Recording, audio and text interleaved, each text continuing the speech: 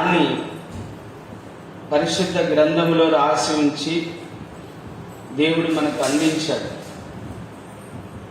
దేవుడు మాట్లాడిన మాటలు కనుకనే ఈ వాక్యాన్ని దేవుని వాక్యం అని మనం అంటాం. 40 మంది ప్రవక్తల ద్వారా, దాదాపుగా 40 మంది ప్రవక్తల ద్వారా దేవుడు మనకు వాక్యాన్ని రాయించి మన చేతికిచ్చాడు.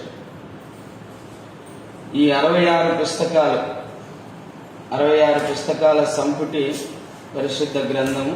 ఈ పరిశుద్ధ గ్రంథం అంటే దేవుడు పలికిన మాటలు, దేవుడు చెప్పిన మాటలు, మానవులతో దేవుడు చెప్పినటువంటి మాటలు. ఆ మాటలు మనం శ్రద్ధగా వినాలి. దేవుని మాటలు ఎవరైతే శ్రద్ధగా వింటారో వింటూ ఉండగానే మీకు స్వస్థత కలుగుతుందండి. దేవుని వాక్యం వింటూ ఉండగానే మీలో ఉన్న దురాత్మలు, చీకటి శక్తులు అన్నీ పారిపోతాయి. దేవుని వాక్యం మీరు వింటూ ఉండగానే మీకు ప్రశాంతత కలుగుతుంది, నెమ్మది కలుగుతుంది, ఆరోగ్యం కలుగుతుంది, ఆయుష్ కలుగుతుంది. మీ శరీరంలో ఉన్న అవయవాలు అన్నీ కూడా రెన్యూ అవుతాయి. దేవుని వాక్యం వింటూ ఉండగానే మీ కంటి చూపు సరళమవుతుంది, మీ వినికిడి సరళమవుతుంది. దేవుని వాక్యం వింటూ ఉండగానే మీరు ఉజ్జీవింపబడతారు, శక్తివంతులు అవుతారు, బలవంతులు అవుతారు. ఎందుకంటే దేవుని వాక్యంలో అంత శక్తి ఉందండి. నేను ఒక ఆమెకమ్మా బైబిల్ చదవమా, ఈ అధ్యాయం చదవని ఇచ్చాను. చదువుతూ ఉండగానే ఆమెలో ఉన్న దయ్యం బయటకు వచ్చేసింది. చూడండి, దేవుని వాక్యము చదివే వారిలో దయ్యాలు ఉండవు. పాల్ యాంగ్షో గారు ముదురు టీవీతో చనిపోవలసినటువంటి పరిస్థితుల్లో ఉన్నప్పుడు ఒక చిన్న పాప బైబిల్ ఇచ్చింది. ఈ బైబిల్ చదువు, నువ్వు బాగైపోతావు. హల్లెలూయా. పాల్ యాంగ్షో గారు బైబిల్ చదివారు. బైబిల్ చదివే కొద్దీ ఆ ముదురు టీవీ వ్యాధి తొలగిపోయిందండి. హల్లెలూయా. అంటే బైబిల్ చదివే కొద్దీ ఆయనలో ఉన్న బ్యాక్టీరియా చచ్చిపోయిందండి. బైబిల్ చదివే కొద్దీ ఆయనలో ఉన్న బ్యాక్టీరియా చచ్చిపోయింది. ఇలా కొన్ని వందల వేల సాక్ష్యాలు ఉన్నాయండి. ఒకటి కాదు, వందల వేల సాక్ష్యాలు ఉన్నాయి ఒక్కొక్కరి జీవితంలో. దేవుని వాక్యం చదువుతూ ఉంటే మానసిక ప్రశాంతతను పొందుకుంటాం. దేవుని వాక్యం చదువుతూ ఉంటే నరాల్లో, రక్తంలో ఒక జీవం అనేది వస్తుంది, జీవం వస్తుంది. శక్తి నొందుతాం, బలం నొందుతాం. అందుకే దేవుని వాక్యాన్ని చెవులు గలవారు విందురుగాక అన్నాడండి ప్రభు. హల్లెలూయా. చెవులు గలవారు విందురుగాక అన్నాడు. అంటే ఈ వాక్యము శక్తివంతమైనది, జీవము కలిగినది. ఈ వాక్యము 2 అంచుల కన్నా ఎక్కువ పదునైన ఖడ్గము వంటిది అని రాయబడిందండి. దేవుని వాక్యము దీపము వంటిది అని రాయబడిందండి. త్రోవకు వెలుగు వంటిది అని రాయబడింది. అంటే మనం నడిచే మార్గానికి వెలుగు లాంటిది దేవుని వాక్యం. ఆ దేవుని వాక్యాన్ని చదువుతూ ఉన్నప్పుడు మీరు శ్రద్ధగా వినాలి. నేను చదువుతాను, చూసుకోండి. బైబిల్ పేతురు రాసిన మొదటి పత్రిక, పేజీ నంబరు 214. పేతురు రాసిన మొదటి పత్రిక 1వ అధ్యాయము 13వ వచనం నుంచి 21వ వచనం వరకు మనం చదువుదాం. నేను చదువుతాను, మీరు చూసుకోండి. కాబట్టి మీ మనస్సు అను నడుము కట్టుకొని నిబ్బరమైన బుద్ధి గలవారై యేసుక్రీస్తు ప్రత్యక్షమైనప్పుడు మీకు తేబడు కృప విషయమై సమస్త నిరీక్షణ కలిగి ఉండుడి. నేను పరిశుద్ధుడనైనాను గనుక మీరును పరిశుద్ధులైండుడని రాయబడి ఉన్నది. కాగా మీరు విధేయులకు పిల్లలై మీ పూర్వపు అజ్ఞాన దశలో మీకుండిన ఆశలను అనుసరించి ప్రవర్తింపక, మిమ్మల్ని పిలిచిన వాడు పరిశుద్ధుడైన ప్రకారము మీరును సమస్త ప్రవర్తన యందు పరిశుద్ధులైండుడి. పక్షపాతము లేకుండా క్రియలను బట్టి ప్రతి వానిని తీర్పు తీర్చువాడు తండ్రి అని మీరు ఆయనకు ప్రార్థన చేయుచున్నారు. గనుక మీరు పరిశుద్ధులైనంత కాలము భయముతో గడుపుడి. పితృపారంభ్యమైన మీ వ్యర్థ ప్రవర్తనను విడిచిపెట్టినట్లుగా వెండి బంగారముల వంటి క్షయ వస్తువుల చేత మీరు విమోచింపబడలేదు, కానీ అమూల్యమైన రక్తము చేత, మళ్ళా చదువుతున్నాను వినండి, అమూల్యమైన యేసు రక్తము చేత, అనగా నిర్దోషమును నిష్కలంకమునగు గొర్రెపిల్ల వంటి క్రీస్తు రక్తము చేత విమోచించబడితిరని మీరు ఎరుగుదురు కదా. ఆయన జగత్తు పునాది వేయబడక మునుపే నియమింపబడాడు. కానీ తన్ను మృతులలో నుండి లేపి తనకు మహిమనిచ్చిన దేవుని ఎడల తన ద్వారా విశ్వాసులైన మీ నిమిత్తము కడవరి కాలముల యందు ఆయన ప్రత్యక్షపరచబడాడు. కాగా మీ విశ్వాసమును నిరీక్షణయు దేవుని యందు ఉంచబడి ఉన్నవి. మీరు క్షయబీజము నుండి కాక శాశ్వతమగు జీవం గల దేవుని వాక్య మూలముగా అక్షయ బీజము నుండి పుట్టినవారు కనుక నిష్కపటమైన సహోదర ప్రేమ కలుగునట్లు మీరు సత్యమునకు విధేయులగుట చేత మీ మనస్సులను పవిత్రపరచుకుని వారై ఒకరినొకడు హృదయపూర్వకముగాను మిక్కటముగాను ప్రేమించుడు. ప్రభునందు ప్రియులారా, అపోస్తులైనటువంటి పేతురు పరిశుద్ధాత్మతో నింపబడిన వాడై, అంటే దేవుని ఆత్మతో నింపబడిన వాడై ఈ లేఖనాలు రాస్తూ ఉన్నాడు. ఈ లేఖనాలు ఎవరి కోసము? సంఘము కొరకు, క్రీస్తు సంఘం కొరకు, అంటే మనందరి కొరకు. మనందరికి కూడా పేతురు చాలా స్పష్టంగా చెప్తూ ఉన్నాడండి. మీ మనస్సును నడుము కట్టుకొని నిబ్బరమైన బుద్ధి గల వారై యేసుక్రీస్తు ప్రత్యక్షమైనప్పుడు మీకు తేబడు కృప విషయమై సంపూర్ణ నిరీక్షణ కలిగి ఉండండి. నిబ్బరమైన బుద్ధి గలవారై మీ మనస్సు అనే నడుము కట్టుకొని నిబ్బరమైన బుద్ధి గలవారై, నిబ్బరంగా ఉండాలంటే నిరీక్షణ కలిగి ఉండాలి. దేవుడు మనకు కృపనిచ్చాడు. ఏంటి? ఉచితంగా మన పాపాలను క్షమించాడు. క్రియ లేకుండా ఉచితంగా మన పాపాలను క్షమించాడు. తానే సిలువలో బలియాగమై మన చేతులతో చేసిన పాపానికి ఆయన చేతుల్లో మేకులు కొట్టించుకొని, మన కాళ్ళతో తిరిగిన చెడు తిరుగులకు ఆయన కాళ్ళలో మేకులు కొట్టించుకొని, మన తలలో చేసిన దురాలోచనలకు ఆయన తలలో ముళ్ళ కిరీటం మెత్తించుకొని, మన హృదయంలో చేసిన పాపానికి ఆయన హృదయంలో పక్కలో బల్లెపోటును పొడిపించుకొని, మన శరీరంతో చేసిన పాపాల కొరకు ఆయన 39 కొరడా దెబ్బలు తిని, మన నోటితో మాట్లాడిన దుర్భాషలకు ఆయన నోటికి చేదు చిరక పుచ్చుకొని, మన కళ్ళతో చేసిన మోహపు చూపులకు ఆయన కళ్ళకు గంతలు కట్టించుకొని,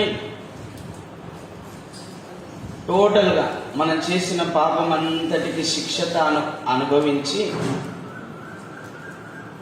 మనకు ఏ శిక్షా విధి లేకుండా చేశాడు. హల్లెలూయా. అదేనండి కృప. ఈ కృప విషయమై మీరు సంపూర్ణ నిరీక్షణ కలిగి ఉండాలి. కృప ఉంది మీకు. ఎప్పుడైతే యేసుప్రభు దగ్గరికి వచ్చి, ప్రభా నా పాపముల కొరకు నువ్వు సిలువలో బలియాగమయ్యావు, మరణించావు, సమాధిలో పెట్టబడ్డావు, తిరిగి 3వ దినం లేచావు, ఆ పరలోకానికి ఎక్కి వెళ్ళావు, మళ్ళా వచ్చి నన్ను తీసుకుని వెళ్తావని నువ్వు విశ్వసిస్తే చాలు. నీకు కృప అనుగ్రహించబడుతుంది, రక్షణ అనుగ్రహించబడుతుంది, పరలోక రాజ్యం అనుగ్రహించబడుతుంది, నీకు జీవం అనుగ్రహించబడుతుందండి. జీవం, నీకు జీవం అనుగ్రహించబడుతుంది. అందుకే మీరందరూ కృప విషయమై ఏం కలిగి ఉండాలంట? నిరీక్షణ కలిగి ఉండాలి. దేవుడు ఏం చెప్తున్నాడు చూడండి, నేను పరిశుద్ధుడనైనాను గనక మీరును పరిశుద్ధులై ఉండడని వ్రాయబడి ఉన్నది. దేవుడు ఎవరండి? పరిశుద్ధుడు. అందరూ చెప్పండి, దేవుడు ఎవరు అంటే పాపము లేనివాడు, కామము గాని, క్రోధము గాని, మదము గాని, మత్సరము గాని, లోభము గాని, మోహము గాని లేనటువంటి వాడు. శరీర కోరికలు గాని, నేత్రాశ గాని, జీవపుటంబము గాని ఆయనలో లేవు. ఆయన పరిశుద్ధుడు. పరిశుద్ధుడు. యెషయా గ్రంథం 6వ అధ్యాయంలో ఒకసారి చదువుదాము. ఒకసారి చదవండి. యెషయా గ్రంథం 6వ అధ్యాయంలో దేవుడు ఏ విధంగా స్తుతించబడుతూ ఉన్నాడో దేవదూతల చేత, కెరూబుల చేత, శరాబుల చేత దేవుడు ఏ విధంగా 6వ అధ్యాయం, యెషయా గ్రంథం 6వ అధ్యాయం తీసుకొని ఒకరు చదవండి. వారు సైన్యములకు అధిపతియగు యెహోవా పరిశుద్ధుడు, పరిశుద్ధుడు. 3 సార్లు చెప్తున్నారండి. పరిశుద్ధుడు, పరిశుద్ధుడు, పరిశుద్ధుడు. సర్వలోకము ఆయన మహిమతో నిండి ఉన్నది, నిండి ఉన్నది. ఆయన మహిమతో సర్వలోకము ఆయన మహిమతో నిండి ఉన్నది అని గొప్ప స్వరముతో గాన ప్రతిగానములు చేయించున్నారు. ఎవరు వీళ్ళంటే శరాబులు, కెరూబులు, దేవదూతలండి. వాళ్ళకు ఒక్కొక్క దేవదూతకు 6 రెక్కలు ఉన్నాయంట. 2 రెక్కలతో ముఖం కప్పుకుంటారంట దేవుణ్ణి చూడడానికి. వాళ్ళకు శక్తి చాలక 2 రెక్కలతో ఎగురుతూ ఉంటారట. 2 రెక్కలతో వాళ్ళ యొక్క కాళ్ళు దేవునికి కనపడకూడదని ఆ 2 కాళ్ళు కూడా కప్పుకుంటారంట. 2 రెక్కలతో మాత్రం ఎగురుతూ ఉంటారంట దేవుని సన్నిధిలో. వాళ్ళు ఏమంటున్నారు? సైన్యములకు అధిపతియగు యెహోవా పరిశుద్ధుడు, పరిశుద్ధుడు, పరిశుద్ధుడు, పరిశుద్ధుడు, పరిశుద్ధుడు అని నిత్యము స్తుతిగానములు చేస్తూ ఉన్నారు. అవునండి, దేవునికి మనము స్తుతిగానములు చేయాలి. దేవునికి ఇష్టమైనవి. పౌలు కూడా అదే అంటాడు, మీరు నిరంతరము దేవునికి స్తుతి యాగము చేయండి. స్తుతి. దేవుడు ఎందుకు మరి ఈరోజు నాకు సుమారుగా 3-4 పాటలు పాడించాడు. స్తుతి అంటే దాన్ని పాటలతో దేవుణ్ణి ఆరాధించడం అనేది స్తుతి. దేవుణ్ణి స్తుతించడం, దేవుణ్ణి ఆరాధించడం, దేవుణ్ణి గణపరచడం, దేవుడు చేసిన మేలును జ్ఞాపకం చేసుకుంటూ ఆయనను గణపరచడం స్తుతి. స్తుతి యాగము చేస్తూ ఉన్నారు దేవదూతలు. మనం కూడా చేయాలా లేదమ్మా? పౌలు ఏం చెప్తున్నాడు? మీరు కూడా స్తుతి యాగము చేయండి. స్తుతి యాగము, మీరు స్తుతి యాగము చేయాలి. స్తుతి యాగం చేయాలని దేవుడు స్తుతించబడుతున్నాడు. దేవుడు పరిశుద్ధుడై ఉన్నాడు. దేవునికి కోటాను కోట్ల దేవదూతలు ఉన్నారు. దేవునికి దేవుడు సర్వోన్నతమైన స్థలములలో నివాసం చేస్తూ ఉన్నాడు. ఆకాశ మహాకాశముల పైన ఆయన నివాసం చేస్తూ ఉన్నాడు. అయితే మన కోసం నరావతారిగా ఈ భూమి మీదకి దిగి వచ్చాడు. హల్లెలూయా. మన పాప పరిహారం చేయటం కోసం, మన పరిశుద్ధులుగా మార్చడం కోసం, మనల్ని నీతిమంతులుగా చేయడం కోసం, మనల్ని ఆ పరలోక రాజ్యంలో చేర్చడం కోసం, ఏ ఒక్కరు నశించి నరకాగ్నిలో పడకూడదని మనలందరినీ రక్షించడం కోసం ఆ ప్రభు భూమికి నరావతారిగా వచ్చి మన పాప శిక్షను తానే సిలువలో భరించి మనకు ఇప్పుడు ఏ శిక్షావిధి లేకుండా చేశాడు. అవునండి. దేవుడు అనగా పరిశుద్ధుడు. దేవుడు అనగా పరిశుద్ధుడు. ప్రతి ఒక్కరు గుర్తుపెట్టుకోవాలి. ఆయన వ్యభిచరించడు, ఆయన దొంగతనం చేయడు, ఆయన అబద్ధం ఆడడు, ఆయన నరహత్య చేయడు, ఆయన ఎటువంటి పాపము ఎరుగడండి. మనలాగా జీవించే వ్యక్తి కాదు ఆయనకు కాముకత్వం ఉండదు, ఆయనకు జారత్వం ఉండదు, ఆయనకు అపవిత్రత ఉండదు. మనలాగా శరీర కోరికలు మనలో ఉండవు ఆయనకు. మనలో ఎన్ని కోరికలు ఉంటాయి? కాముకత్వం ఉంటుంది, జారత్వం ఉంటుంది, అసూయ ఉంటుంది, ద్వేషం ఉంటుంది, కక్ష ఉంటుంది, విభేదం ఉంటుంది, విమతం ఉంటుంది, అల్లరితో కూడిన ఆటపాటలు ఉంటాయి, మత్తలవాట్లు ఉంటాయి, సిగరెట్లు ఉంటాయి, గుట్కాలు ఉంటాయి, వ్యభిచారం ఉంటుంది, దొంగతనం ఉంటుంది, అబద్ధం ఉంటుంది. ఎన్ని పాపాలండి మనకు. ఇలాంటి పాపాలు ఆయనలో ఉండవు. ఒకవేళ అలాంటి పాపము గల వ్యక్తి దేవుడుగా ఎంచబడుతున్నాడు అంటే అతను దేవుడు కానే. దేవుడు అనగా పరిశుద్ధుడు. దేవుడు అనగా ప్రేమాస్వరూపి. మొదటి యోహాను 4:8 చదవండమ్మా. మొదటి యోహాను 4:8 చదవమ్మా. దేవుడు ప్రేమాస్వరూపి, ప్రేమ లేనివాడు దేవుని ఎరుగడు. దేవుడు ప్రేమాస్వరూపి. మనం ఏమనుకుంటాం? దేవుడు అంటే ఉగ్రరూపుడేమో, భయంకరుడేమో, చంపేసేవాడేమో, బెదిరించేవాడేమో, కోళ్ళు కోయకపోతే లేకపోతే పొట్టేళ్ళు కోయకపోతే శిక్షిస్తాడేమో, లేకపోతే నైవేద్యం పెట్టకపోతే, లేకపోతే ధూపదీపారాధన చేయకపోతే కోప్పడతాడేమో అనేటువంటి విధానంలో ఉండేవాడు కాదండి. ఆయన శాంత స్వరూపి, ఆయన ప్రేమాస్వరూపి. ఆయనకు ఏమి కొదవలేవు, మనం ఏమి ఇవ్వాల్సిన అవసరం లేదు. అన్ని ఆయనవే. 1000 కొండలు ఆయనవే, వెండి బంగారములు ఆయనవే, భూమి ఆయనదే, ఆకాశం ఆయనదే, జంతువులు ఆయనవే, పక్షులు ఆయనవే, జలరాశులు ఆయనవే, సముద్రాలు ఆయనవే, నదులు ఆయనవే. ఈ మనుషులందరూ కూడా ఆయన స్వహస్తాలతో రూపించి జీవాత్మను ఊది బ్రతికించుకున్నవారే. భూమి ఆకాశములో ఉన్నటువంటివన్నీ ఆయనవే. ఆయన ఈ భూమి ఆకాశంలో ఉన్నవన్నీ ఆయనే. చదవండి ఒక మాట. 121 కీర్తన 2వ వచనం చదవండి. 121:2.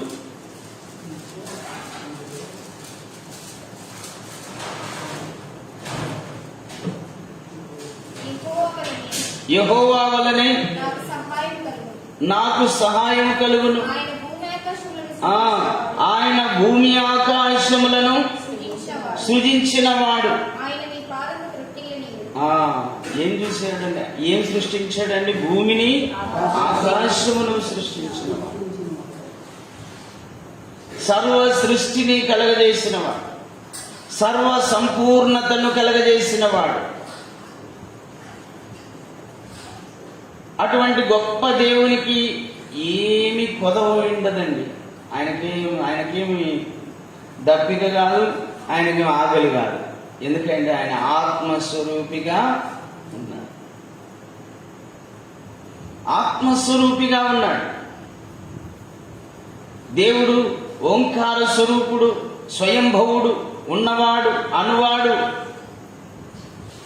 స్వయంభవుడు. ఆయన ఎవరి చేతులతో తయారు చేయబడిన వాడు కాదు. ముఖ్యంగా మనుషుల చేతులతో తయారు చేయబడేవాడు కాదు. ఆయన ఉన్నవాడు, అనువాడు, స్వయంభవుడు. అంటే స్వయంభవుడు, స్వయం ఉన్నవాడు, స్వయంభవుడు. ఓంకార స్వరూపుడు అనగా శబ్దమైన దేవుడు. శబ్దమైన దేవుడు.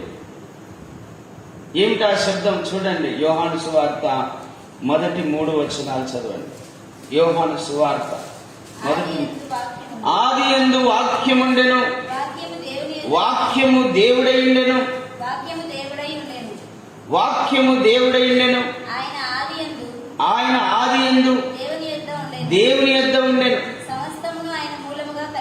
సమస్తము ఆయన మూలముగా కలిగెను. హల్లెలూయా. 14వ వచనం చదవండి. ఆ వాక్యము శరీరధారి కృపా సత్య సంపూర్ణునిగా మన మధ్య నివసించెను. యేసుక్రీస్తు ప్రభువుగా మన మధ్యన నివసించాడు. మన మధ్యన అంటే 2000 సంవత్సరాల కిందట ఈ భూమి మీద నివసించాడు. కృపా సత్య సంపూర్ణునిగా, ఏ లోపము లేనివాడు, సత్యవంతుడు, జీవంగలవాడు, పరిశుద్ధుడు, నీతిమంతుడు, యథార్థవంతుడు, న్యాయవంతుడు, ఏ లోపము లేనివాడు, ఏ పాపము లేనివాడు, ఏ శరీర క్రియ లేనివాడు,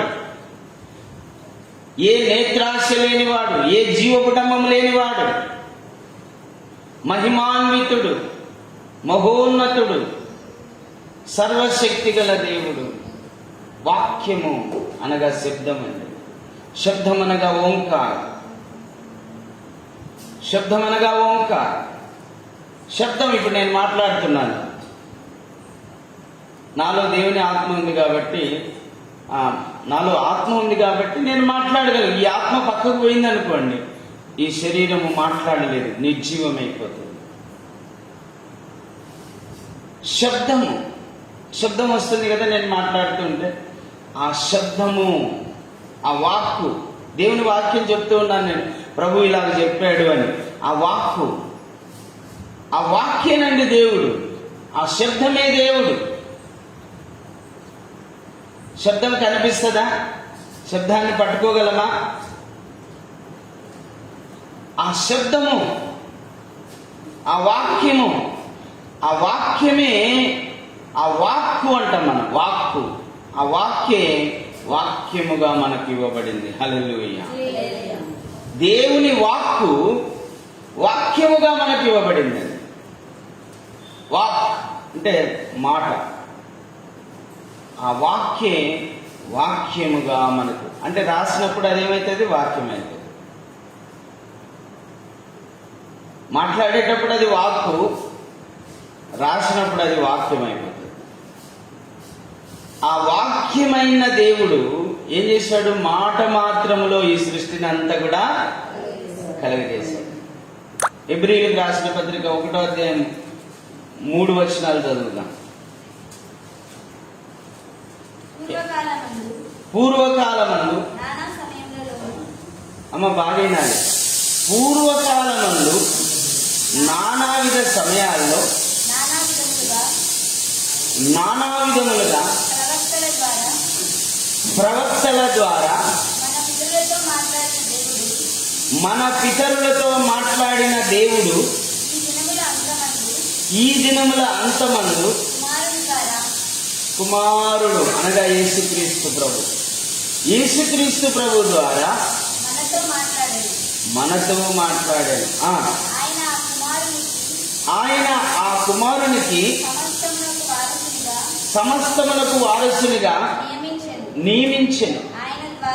ఆయన ద్వారా బాగైనండి. ఆయన ద్వారా, ఆ వాక్కు ద్వారా, ఆ కృపాసత్య సంపూర్ణుని ద్వారా, దైవ కుమారుడైన యేసుక్రీస్తు ద్వారా ప్రపంచములను నిర్మించాడంట. Praise the Lord. హల్లెలూయా. ఏం నిర్మించాడు? ప్రపంచములను నిర్మించినటువంటి సృష్టికర్త అయినటువంటి దేవుడండి ఆయన. ఎంత గొప్ప దేవుడు చూడండి. సర్వ ప్రపంచములను, ఇట్లాంటి భూలోకాలు, ఇట్లాంటి మండలాలు, నక్షత్రాలు, ఇంకా అనేకమైన ఉన్నాయి. కానీ మనుషులు ఉండేది ఒక్క భూలోకంలో మాత్రమే. ఒక్క భూలోకంలో మాత్రమే మనుషులు నివసిస్తారు. ఇక్కడ మాత్రమే నివాస యోగ్యమైనదే ఈ భూమి. దీన్ని మనము భూమండలం అంటాం. ఇక మిగతా అన్నీ కూడా మన కోసము సృష్టించబడినవే. సూర్యుడు మనకు పగటిని వెలుతురివ్వడానికి, చంద్రుడు రాత్రి వెన్నెలివ్వడానికి, ఈ గాలి మనకు శ్వాసను, జీవవాయువును, ఆక్సిజన్ ఇవ్వడానికి, ఈ భూమి మనకు నివాసం ఉండడానికి, నీరు మన దాహం తీర్చడానికి, ఈ భూమి మీద ఉన్నటువంటి ఫలాలు, ధాన్యము అన్నీ కూడా మన ఆకలి తీర్చడానికి, ఈ సృష్టిలో ఉన్నవన్నీ 5 రోజుల్లో సృష్టించాడు దేవుడు. 6వ రోజు మానవుని మట్టితో రూపించి జీవాత్మను బ్రతికించాడు. 7వ రోజు దేవుడు విశ్రాంతి తీసుకున్నాడు. ప్రభునందు ప్రియులారా, ఈ సర్వ సృష్టి ఎవరి కోసం ఉందండి? మన కోసం. ఏమన్నాడు దేవుడు? ఆదికాండం 1:28లో సమస్తమును మీరు ఏలుకోనండి. ఏమన్నాడు? ఏలుకోమన్నాడు. ఏలుకోమంటే మీ మనల్ని ఏం చేస్తారు? దానికే మొక్కుతారు. నీళ్లున్నది నీకోసమేనైనా, భూమి ఉన్నది నీకోసమే, ఆకాశం ఉన్నది నీకోసమే, సూర్యుడు ఉన్నది నీకోసమే, చంద్రుడు ఉన్నది నీకోసమే, వాయువు ఉన్నది నీకోసమే, అన్ని నీకోసమే దేవుడు ఉంచితే నువ్వు దానిలోకి సాగిలపడడం ఏంది? ప్రభు చెప్పాడు కదా ఏలుకోమని. ఆ మాట చదువుదాం. ఆదికాండం 1వ అధ్యాయము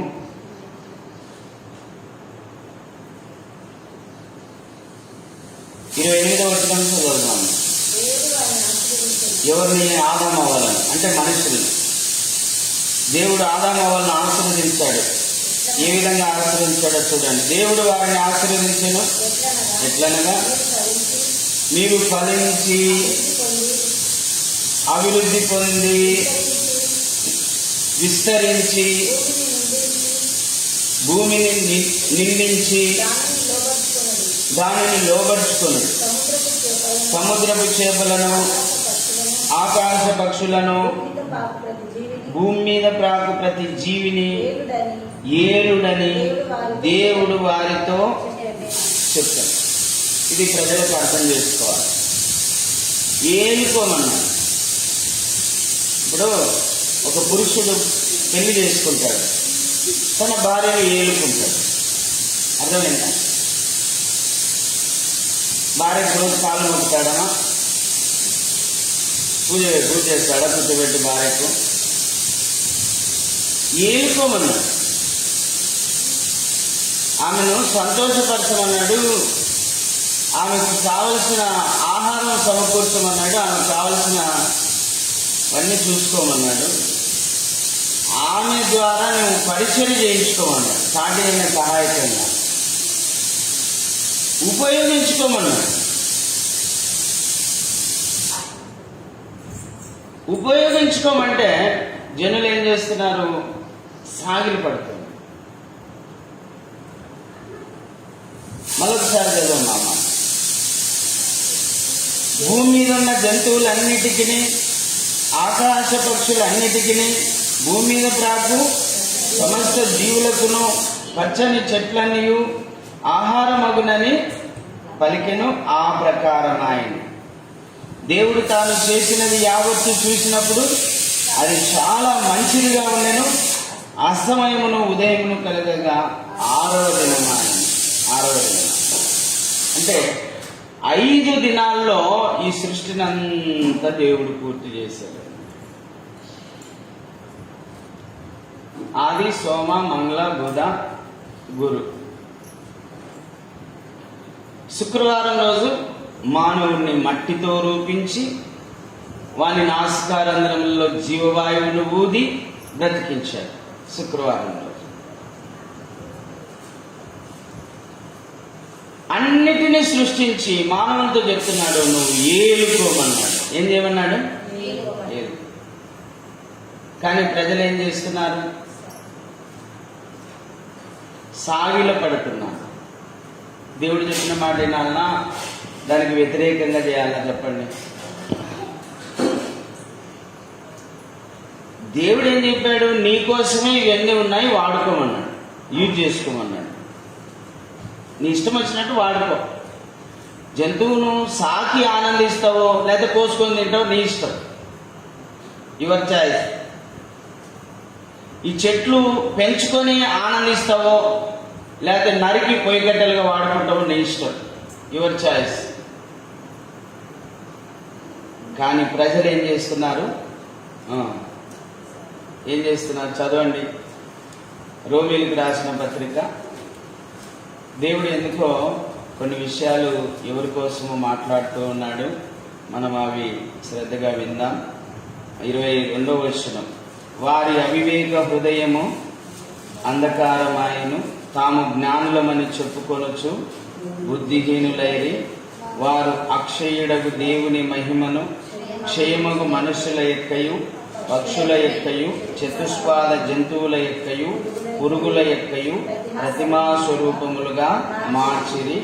ఈ హేతువు చేత వారు తమ హృదయముల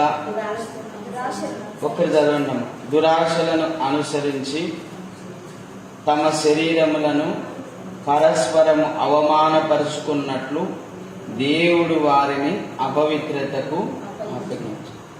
ఏం చేశారమ్మా ఈ ప్రజలు? చతుష్పాద జంతువులను, పురుగులను, పురుగు అంటే పాము, చతుష్పాద జంతువు అంటే జంతువు, పక్షులను అంటే పక్షి,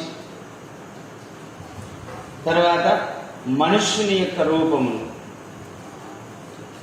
మనుషుడే దేవుడు అన్నట్టు 4 రకాలుగా తప్పు చేస్తున్నాడండి. అంటే జంతువుని ఆరాధిస్తున్నాడు, పక్షిని ఆరాధిస్తున్నాడు, పురుగును ఆరాధిస్తున్నాడు, మనుషుల్ని ఆరాధిస్తున్నాడు. ఈ 4 రకాల తప్పు చేస్తున్నాడు మానవుడు. దేవుణ్ణి ఆరాధించకుండా దేవుడు సృష్టించిన మనిషినే దేవునిగా, దేవుడు సృష్టించిన ప్రాకు పురుగైన పామునే దేవునిగా, దేవుడు సృష్టించిన ఎద్దునే దేవునిగా, దేవుడు సృష్టించినటువంటి ఆ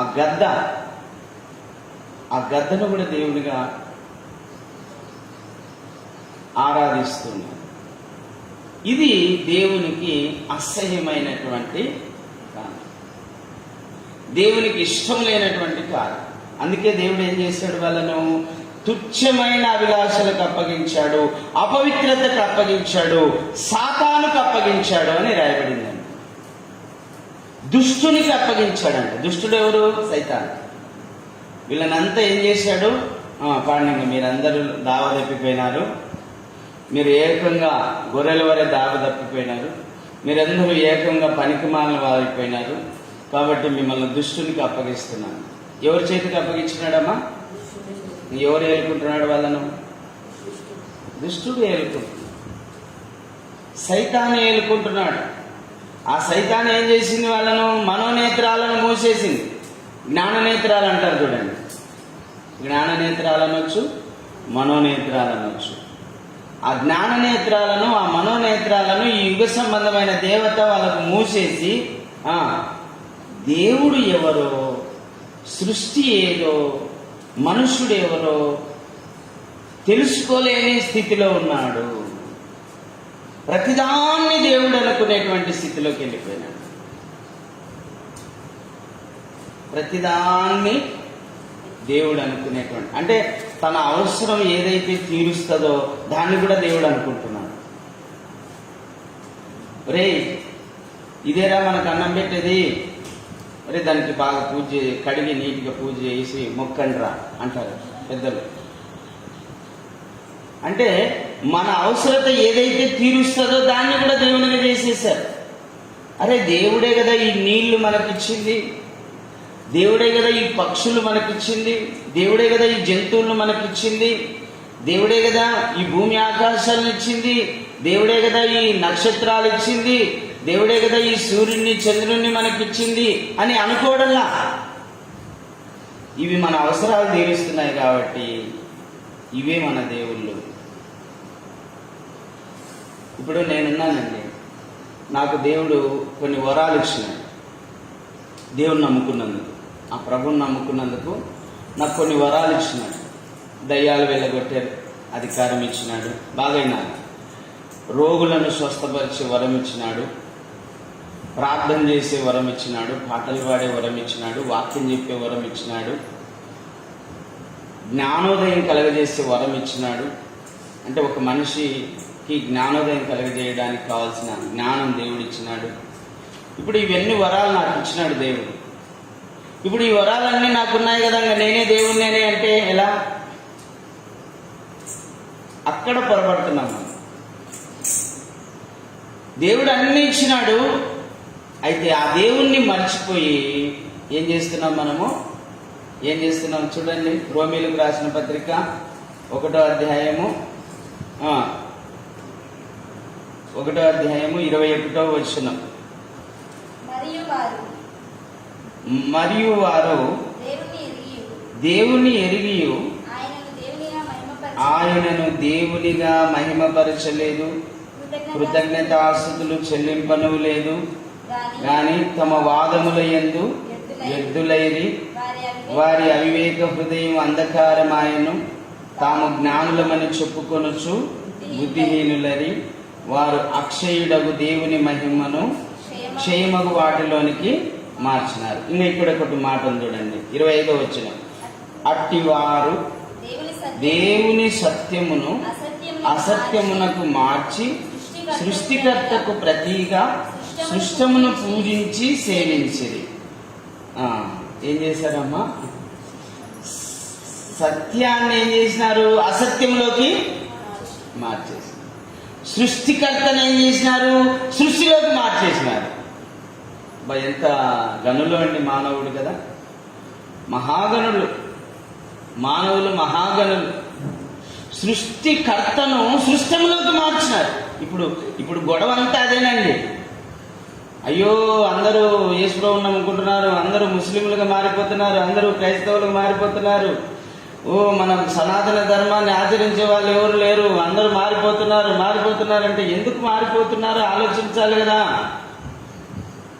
మేమేమో సృష్టికర్తను ఆరాధిస్తున్నాం. మీరేమంటున్నారు? లేదు మీరు చెట్టునే మొక్కాలా, మీరు లేదు మీరు పామునే మొక్కాలా, లేదు మీరు ఈ పుట్టనే మొక్కాలా, మొక్కకపోతే కూడా మిమ్మల్ని చంపుతాం కొడతామంటున్నారు.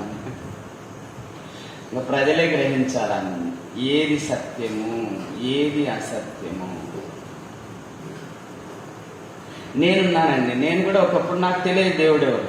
అప్పుడేమి జమ్మి చెట్టు తిరుగుతూ తిరిగేటండి, 40 రోజులు తిరిగిన జమ్మి చెట్టు తిరుగుతూ, జిల్లెడు చెట్టు తిరుగుతూ తిరిగిన. మన ఆయన ఏం చెప్తే అది, మన ఆయన మహాగణుడు ఆయన కూడా ఏం చెప్తే అది. మన ఆయన ఎక్కడ పోమంటే అక్కడ, ఎక్కడ ఏం చేయమంటే దేని చుట్టూ తిరిగి, రాళ్ళ చుట్టూ, చెట్ల చుట్టూ, పుట్టల చుట్టూ అన్ని తిరిగిన. తెలీదు ఒరే ఇది సృష్టి కదా, దేవుడు సృష్టించిన వాటిలో ఇవి జంతువులు కదా, ఇవి పక్షులు కదా, ఇవి దేవుడు సృష్టించిన భూమి కదా, ఇది ఆకాశం కదా అని ఆ రోజు నాకు జ్ఞానం రాలా. ఎప్పుడైతే ఈ బైబిల్ చదివానో అప్పుడు జ్ఞానోదయం కలిగింది.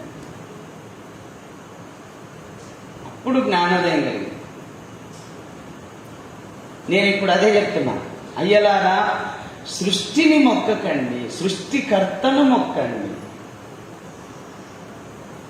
నేను అదే చెప్పేది. లేదు మీరు దీన్నే మొక్కాలంటే మూర్ఖత్వం కాదా? ఇప్పుడు నేను డిగ్రీకి పోయినాను, 1వ తరగతిలో కూర్చోమంటే ఎట్లా అండి? కూర్చుంటానా? మళ్ళా ఓనమాలు నేర్చుకో అంటే ఏం నేర్చుకుంటా? నేను కుదరదు. నా స్థాయి దాటిపోయింది.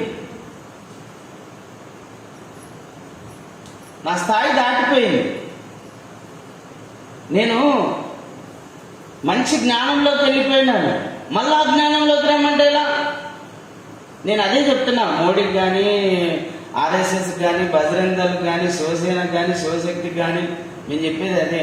అయ్యా మేము ఒక స్థాయికి వెళ్ళిపోయినాం, మళ్ళా కిందికి రమ్మంటే ఎలా? మేము హై రేంజ్కి వెళ్ళిపోయినాం, దేవునితో మాట్లాడుతున్నాం, దేవుడు మాతో మాట్లాడుతున్నాడు. మీరు చెప్పగలరా అలా? మేము దేవునితో మాట్లాడుతున్నాము, దేవుడు మాతో మాట్లాడుతున్నాడు. దేవునితో మాకు సన్నిహితమైన సంబంధం ఉంది. మేము ప్రార్థన చేస్తే అద్భుతాలు జరుగుతున్నాయి, ప్రార్థన చేస్తే ఆశ్చర్యమైన కార్యాలు జరుగుతున్నాయి. మేము ప్రార్థన చేస్తే స్టువర్టుపురం దొంగలు మారిపోతున్నారు, చిలకలూరుపేట వేశ్యలు మారిపోతున్నారు, చనిపోయే స్థితిలో ఉన్న వాళ్ళు కూడా లేపబడుతున్నారు, మళ్ళా జీవిస్తున్నారు. ఇంత శక్తివంతమైన కార్యాలు జరుగుతూ ఉండగా, దేవునితో మేము సన్నిహితమైన సంబంధం కలిగి ఉండగా, లేదు లేదు మీరు దాన్ని మానుకోవాలి, సృష్టికర్తను ప్రార్థించడం మానుకోవాలి, సృష్టికర్తను ఆరాధించడం మానుకోవాలి, మీరు మళ్ళా మొదటి స్థితికి రావాలంటే ఎట్లా అండి? అందుకే ప్రజలందరూ ఆలోచించాలి. నేను కూడా ఒకప్పుడు అట్లా ఉన్నవాళ్ళనే, నేనేం తప్పు పట్టడంలే. కాకపోతే ఎప్పుడు 1వ తరగతిలోనే కూర్చోకండి, కొంచెం ఎదగండి, 2వ తరగతికి రండి, 3వ తరగతికి రండి, 4వ తరగతి, 5వ తరగతికి రండి, 10వ తరగతికి రండి, ఇంటర్కి రండి, డిగ్రీకి రండి అని చెప్తున్నా. మేము కూడా ఆ స్థాయిలో ఉన్నామే. ఆధ్యాత్మికంగా ఎదగండి, సత్యాన్ని గ్రహించండి, సత్యాన్వేషణ చేయండి. దేవుడు ఎవరు అని ఒక ప్రశ్న వేసుకొని అన్వేషించడం ప్రారంభించండి అని చెప్తున్నానండి. ఎవరికి దేవుడు దొరకలా? నాకు 26 ఏళ్లకు దొరికినాడు. నేను భూమి మీద పుట్టిన 26 ఏళ్లకు నాకు దేవుడు దొరికినాడు, నిజమైన దేవుడు. నాకు కూడా మొదట దొరకలా. అదే వాక్యంలో ఉంది. ఏం రాయబడిందో చూద్దాం. అపోస్తల కార్యములు 17వ అధ్యాయం. అపోస్తల కార్యములు 17వ అధ్యాయం లో నేను వచనం చెప్తాను, చదవండి. వచనం చెప్తాను, నేను చదవండి. 29వ వచనం నుంచి చదువుదాము. 28 నుంచి చదువుతాము. 27 నుంచి చదువుదాం. అంటే మనము యావత్ భూమి మీద బాగా ఇక్కడి నుంచి అయితే బాగుంది. మనము యావత్ భూమి మీద కాపురముండుటకు ఆయన ఒక మనుషుని నుండి ప్రతి జాతి మనుషులను సృష్టించి, వారు ఒకవేళ దేవుని తడవులాడి కనుగొందురేమో అని తన్ను వెదుకు నిమిత్తము నిర్ణయ కాలమును వారి నివాస స్థలముల యొక్క పొలిమేరలను ఏర్పరచుకుని, ఆయన మనలో ఎవ్వనికి దూరముగా ఉండేవాడు కాదు. దేవుడు ఎక్కడో ఉండడండి. ఏదో ఆ కొండల మీద ఉంటాడు, ఆ గుట్టల మీద ఉంటాడు, లేకపోతే అక్కడ ఉంటాడు, ఇక్కడ ఉంటాడు, ఎక్కడో ఉండడండి. దేవుడు మనలోనే ఉంటాడు. అది చెప్తున్నాడు అక్కడ. వినండి. మనము ఆయన యందు బ్రతుకుచున్నాము, చలించుచున్నాము, ఉనికి కలిగి ఉన్నాము. అటువలే మనం ఆయన సంతానమని మీ కవీశ్వరులలో కొందరు చెప్పుచున్నారు. దేవుని సంతానం మనం. కాబట్టి మనము దేవుని సంతానమై ఉండి మనుషుల చమత్కార కల్పన వలన మల్చబడిన బంగారమునైనను వెండినైనను రాతినైనను దేవత్వం పోలి ఉన్నదని తలంపకూడదు. ఆ అజ్ఞాన కాలములను దేవుడు చూచి చూడనట్టుగా ఉండెను. ఇప్పుడైతే యుగాంతమందు, యుగ సమాప్తి యందు, ఈ చివరి దినాల్లో దేవుడు చెప్తున్నాడు, ఇప్పుడైతే అంతటను అందరును మారు మనస్సు పొందవలనని మనుషులకు ఆజ్ఞాపించుచున్నాడు. ఎందుకనగా తాను నియమించిన మనుష్యుని చేత నీతిని అనుసరించి భూలోకమునకు తీర్పు తీర్చబోయేడి ఒక దినమును నిర్ణయించి ఉన్నాడు.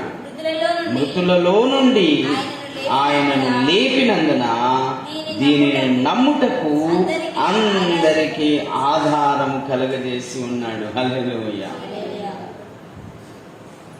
చూడండి ఎంత స్పష్టంగా చెప్తున్నాడు. చూడండి, ఆయన ఎవరికి దూరంగా ఉండేవాడు కాదు.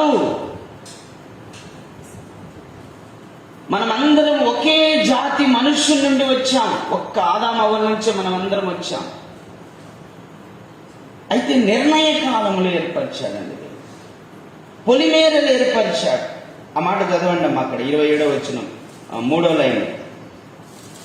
సృష్టించి వారు ఒకవేళ దేవుణ్ణి తడవులాడి కనుగొందురేమో అని తన్ను వెదుకు నిమిత్తము నిర్ణయ కాలములను వారి నివాస స్థలముల యొక్క పొలిమేరలను ఏర్పరచు. సమయం ఉందంట. ఇప్పుడు మనం అందరం ఏమైపోయినామంటే గొర్రెల్లాగా దారి తప్పిపోయినామండి. గొర్రె ఏంటంటే ఒకటి దాటిందనుకో అన్ని దాటిపోతాయి.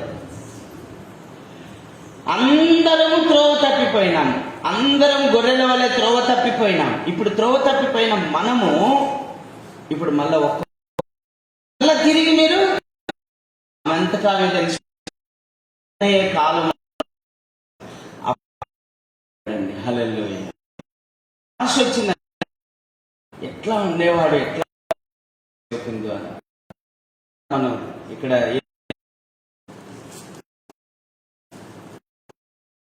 నీవు వదింప మాట్లాడే వారిలో నుంచి అందువలన వారు దేవుని సింహాసనం ఎదుట ఆయా దేశాల వాళ్ళు నమ్ముకున్న వాళ్ళు పెద్ద చూస్తున్నాడంటే ఎవరయ్యా రక్తంలో విలపించాడు. అందుకే రక్తంలో కడగబడి నేనేం చెప్తున్నా అంటే మన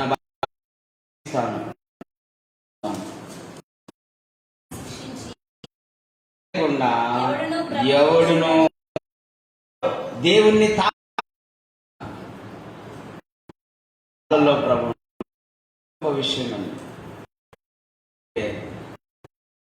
విన్నారు కదా.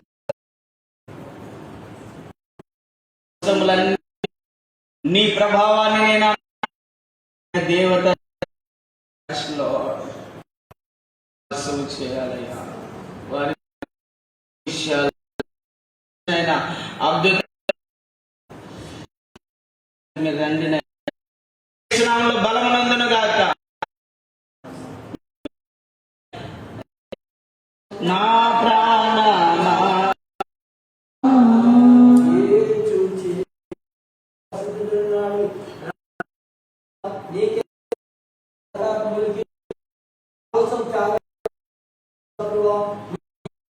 దేవుడిచ్చే ఆ లోతో మన యొక్క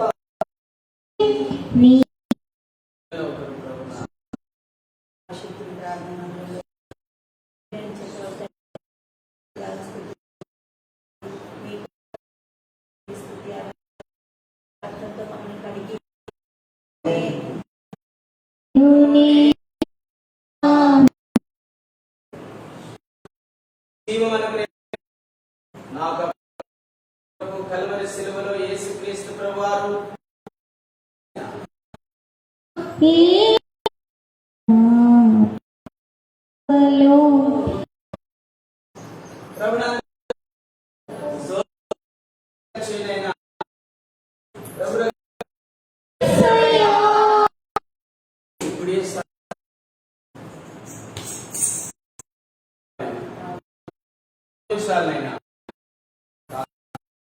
ఏమైనా ప్రభు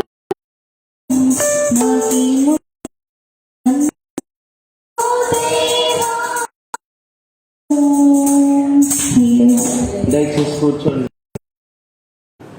మాటలు కాదు కదా, కొన్ని వేల అద్భుతాలు నా మీ సౌండ్ సిస్టమ్ లేదు. 4 కుర్చీలు తక్కువ ఉన్నాయి, కుర్చీలు లేవే. నాకు అనిపించింది నా పేరిట నా ఆశ ఏంటంటే మళ్ళా డ్రైవింగ్ అనిపించింది. ఆ ప్రార్థన ఫలితము కొద్దిగా దేవుడు ఇస్తున్నాడు. అందులో